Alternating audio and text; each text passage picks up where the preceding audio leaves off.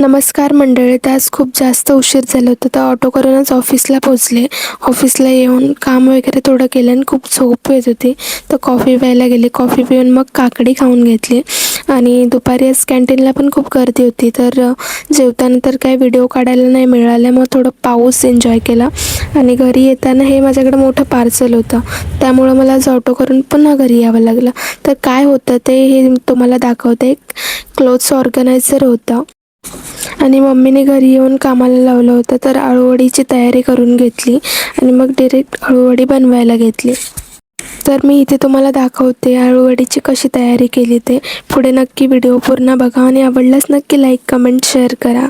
तर आता अळूवडीला मी हे पीठ वगैरे लावून घेतलं आणि अळूवडी इथे तयारी झाली. आणि त्यानंतर मग घेतली मी भाकरी करायला. भाकरी वगैरे करून घेतली.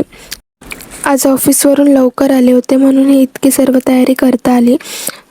तर माझी भाकरी इथे पूर्ण झाली.